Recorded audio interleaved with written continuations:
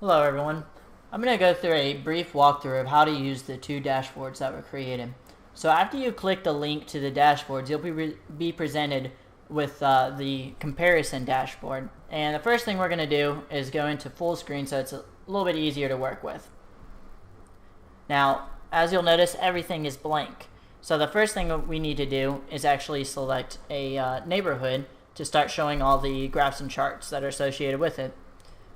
All we need to do is go to our shade map here in the upper left and just click on a neighborhood. And if we want to click on more than one neighborhood, we just need to hold down Control and click on another neighborhood.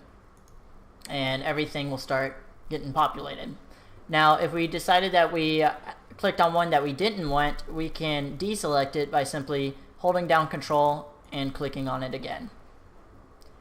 And in order to click out of everything altogether, or deselect everything altogether, we simply just click outside of the neighborhood map, and everything's cleared out.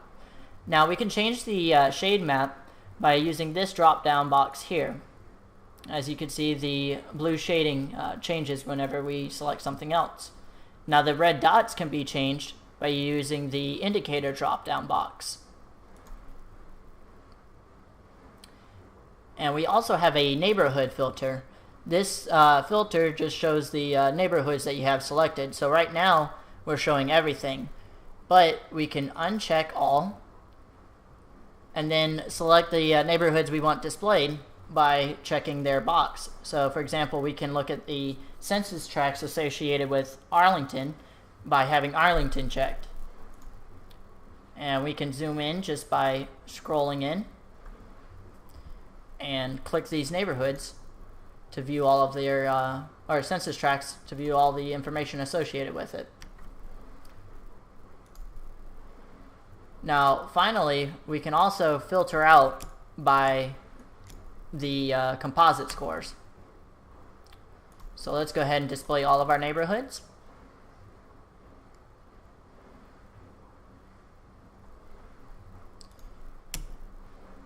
And let's make this map a little bit easier to use.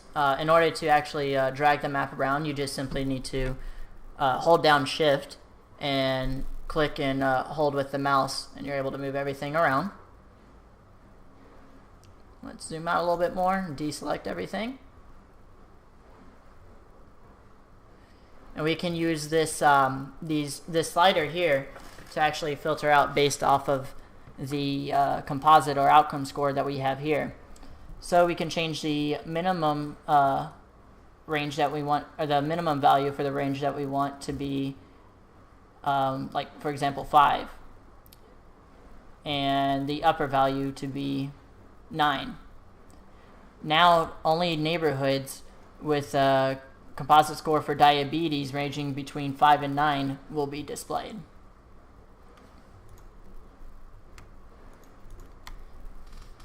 Now I want to go ahead and switch gears a little bit and focus on how to use the composite dashboard. So we're going to go ahead and exit full screen, and we're going to scroll down, and right here we can select our composite dashboard. So once we click on that, it'll start getting loaded up, and it works pretty much the same way as the comparison dashboard. So let's go ahead and go back into full screen, and let's go ahead and look at the Arlington neighborhood,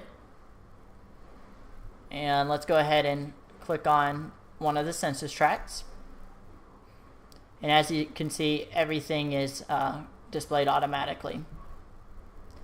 Now the final thing that I want to go over is actually how to save the information that's displayed.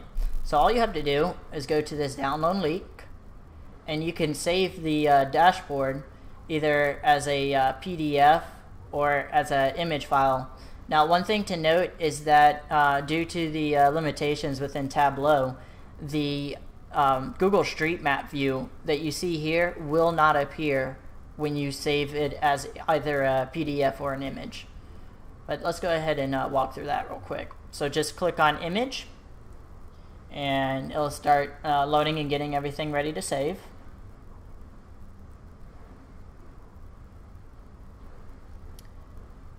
Now it shows that the image has been generated, so you just have to click download, and it'll download just like any other picture online. You just click it to open, and everything that was in that dashboard is displayed for you, minus the Google Street Map view.